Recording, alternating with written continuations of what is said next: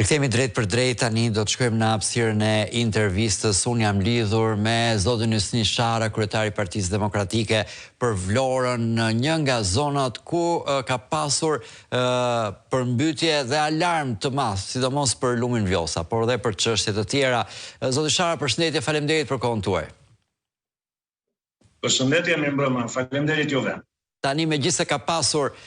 zona të tjera si Durrësi ku përqendrua vëmendja, në ditët e fundit në Vlorë të gjithë kanë pasur syt te ura mi folit te niveli i Vjosës atje, pasi u tekalua doli Vjosa nga shtrati dhe mund kishte shkaktuar shumë dëme, shkaktoi, por e kufizuar gjithsesi. Ne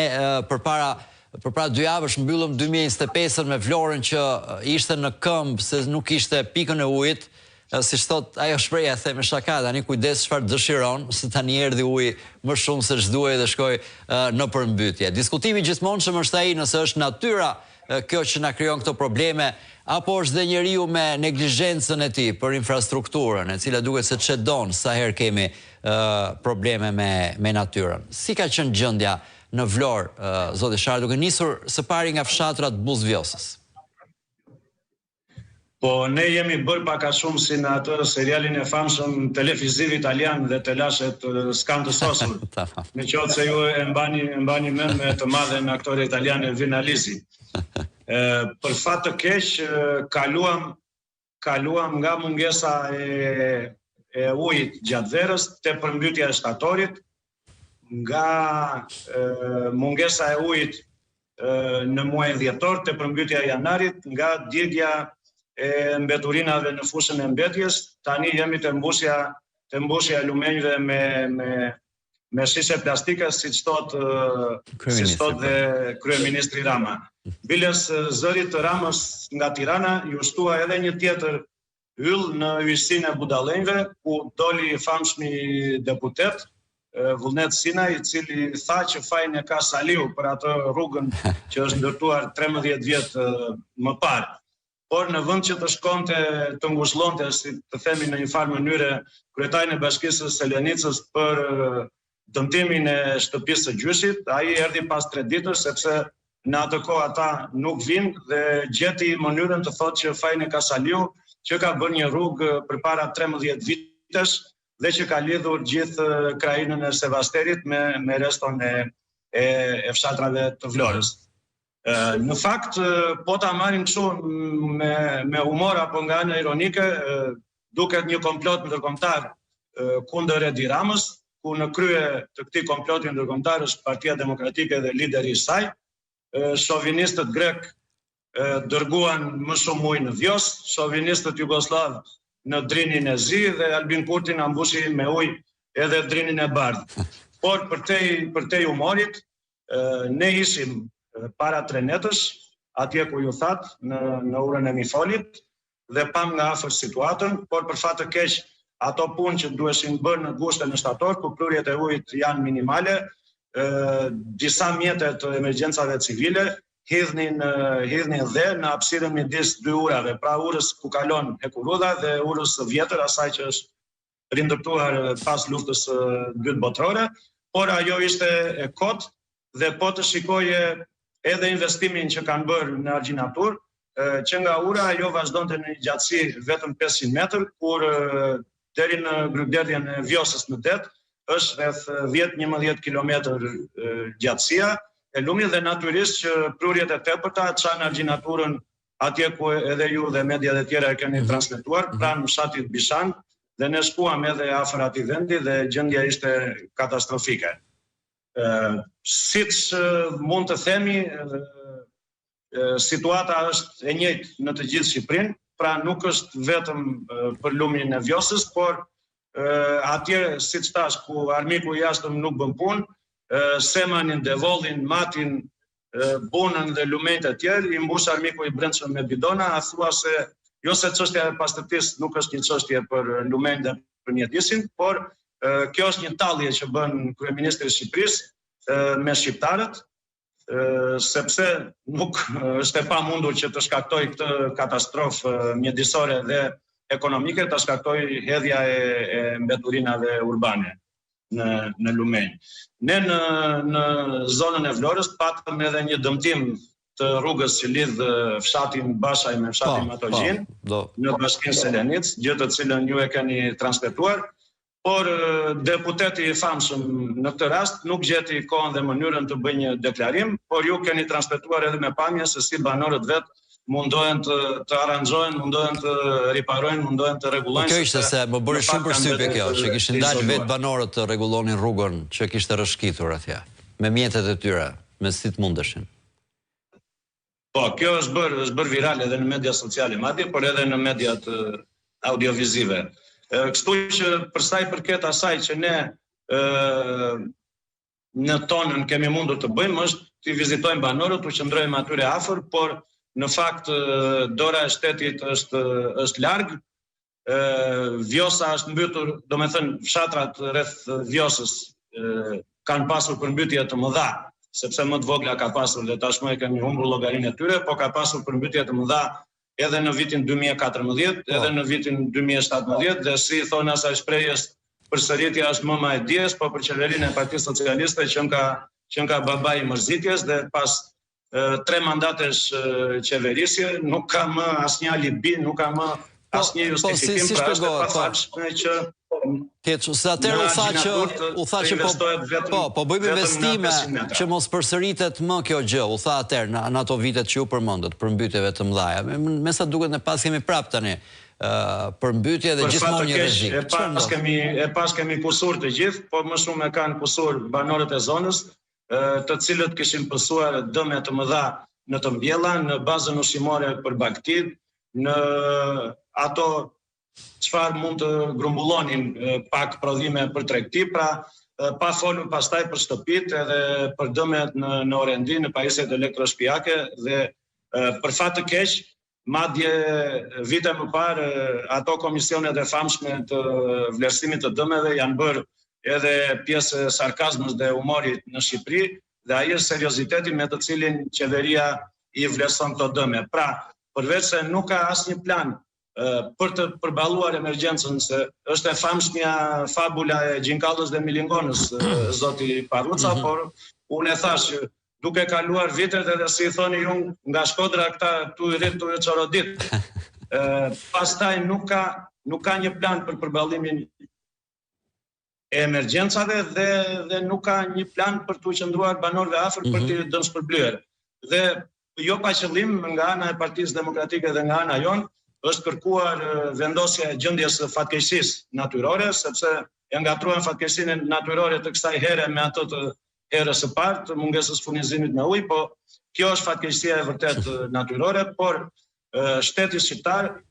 si qendror, si ai lokal, nuk do të qëndrojë pranë banorëve, nuk do t'i ndihmojë ata në rast nevoje dhe në rast fatkeqësie, sepse siç e dim, fondet publike shkojnë në destinacione të tjera, shkojnë për qefet e pushtetarëve, shkojnë për investime të padobishme dhe të pafrutshme.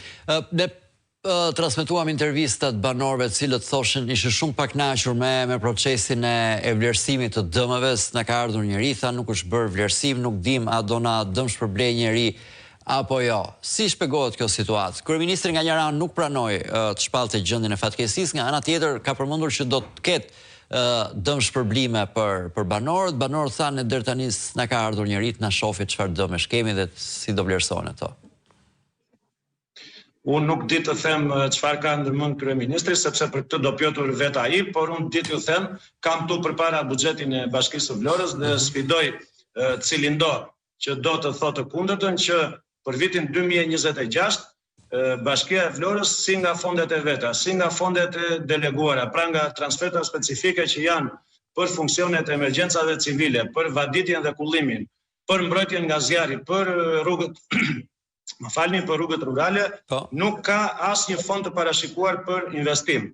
Dhe investimi është ai mjeti me anë të cilit ti shpenzon diçka sot për të vjel frutet nesër, pra për të parandaluar gjendje të këtilla dhe fatkeqësi të këtilla. Patjetër. Por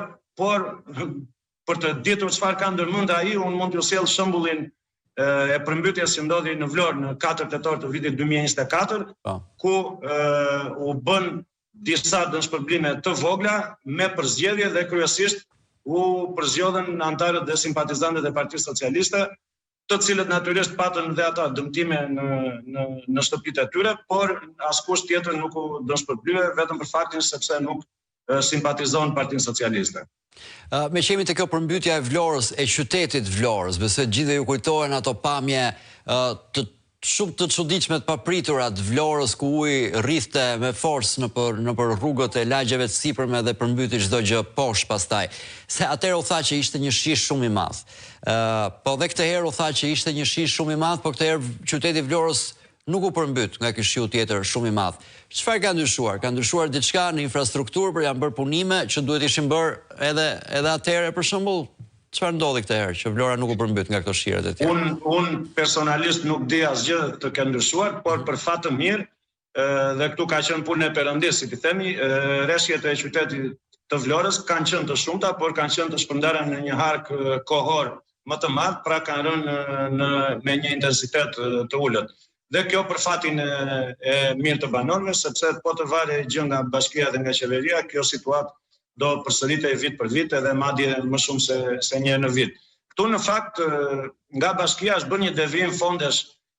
nga ndërtimi një shkolle që ishte me një vlerë rreth 4 miliard lekë të vjetra, rreth 4 milion euro, gjasmet për të bërë investimet në kanalet kryesore përgjatë rrugës transballkanike. Por deri tani ne nuk kemi parë asgjë. Pra akoma thoni ju nuk janë kanalet ashtu siç duhet. Jo, absolutisht. Këtë thash, siç thash për ato fonde dhe për investimet, sfidoj cilin do që të thotë kundërtën, sepse ne jetojmë në Vlorë dhe shohim gjendjen reale të investimeve në qytetin e Vlorës dhe veçanërisht përkullimin. Kjo është situata për fat të keq, siç ju e thatë në hapje të bisedës sonë, përsëritet ai cikli nga mungesa e ujit në ujin me teprim, por në fakt për te humorit, kjo është një fatkeqësi shumë e rëndë dhe sidomos për ata banor të cilët e vuajnë në vetë të parë me familjet e tyre dhe me atë, po themi, pak ekonomi rurale që kanë arritur të ngrenë në fermat e tyre. Jo, patjetër, është një kosto ekonomike për gjithë zonën e Vlorës ajo, për mbytjet, zjarret e të gjitha me radhë, përveç familjeve, edhe për gjithë vendin.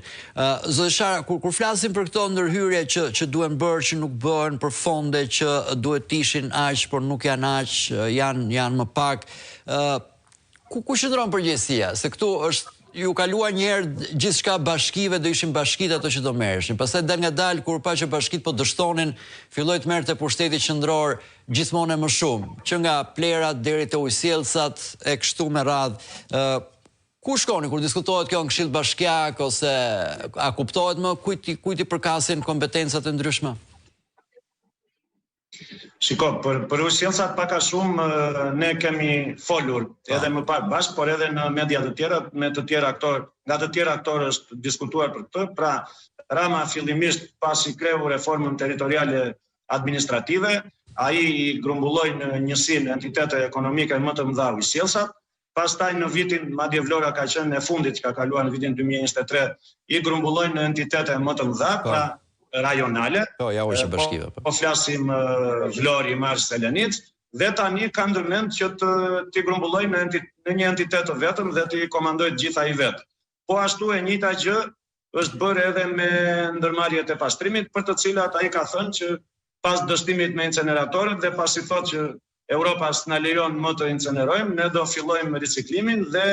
të gjitha bashkitë do bëhen kliente të një shoqërie që ai do krijojë në nivel kombëtar dhe do ta menaxhoj ai. Unë ditë ju them që për pastrimin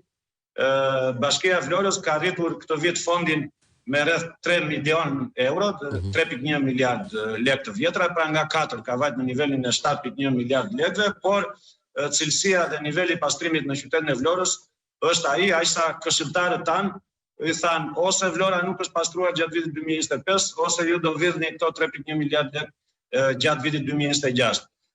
Për funksione të tjera, siç ju thash, as që bëhet fjalë për investime, ju i keni parë zjarrfiksat e shkret, të cilët në të vërtet janë heronj, sepse përballen në radhë të parë me rrezikun për jetën e tyre,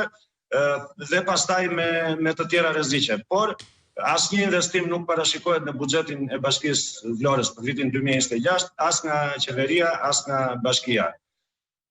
Madje unë po shikoja për kuriozitet edhe shpenzimet që ka Bashkia Vlorë për rrugët rurale janë në nivelin e 2 milion lekëve të reja, vetëm 20 milion lekë të vjetra dhe për rrugët rurale. E kemi thënë që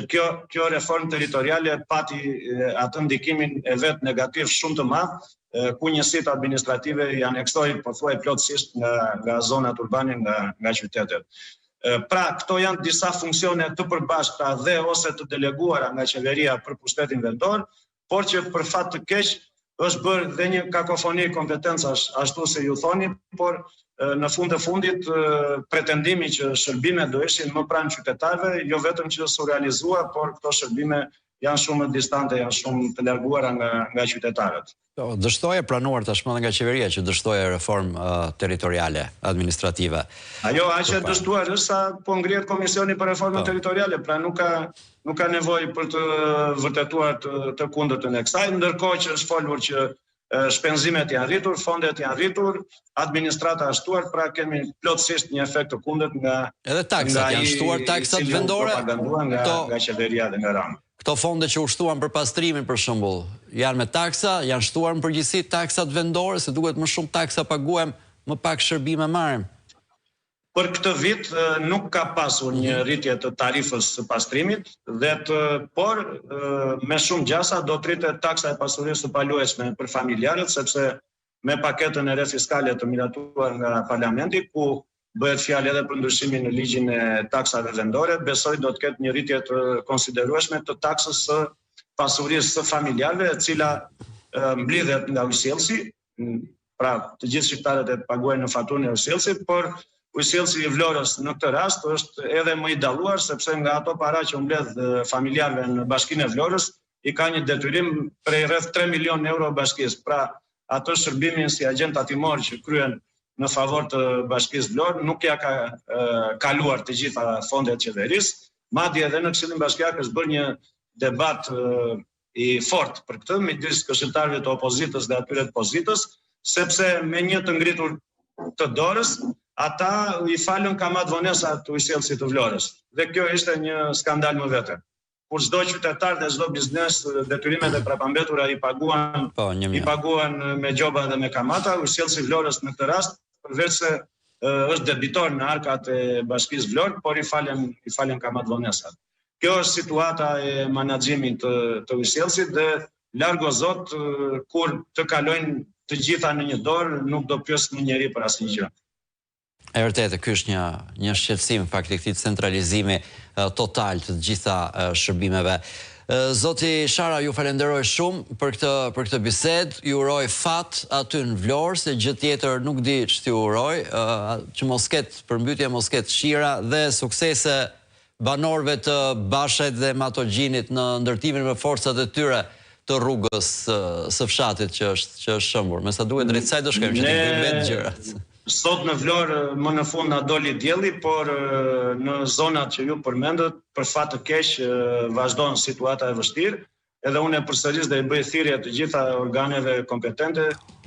qeverisë, pushtetit vendor dhe emergjencave civile që të ndihmojnë sidomos banorët e zonës Bashajt dhe Matogjinit, të cilët prej 2 ditësh kanë mbetur të izoluar dhe në këtë rast nuk dim a kanë rezerva ushqimore apo kanë mundësi të tjera mbijetese, por kjo është një thirrje dhe këtu i lëm më njam të gjitha gjërat që organet kompetente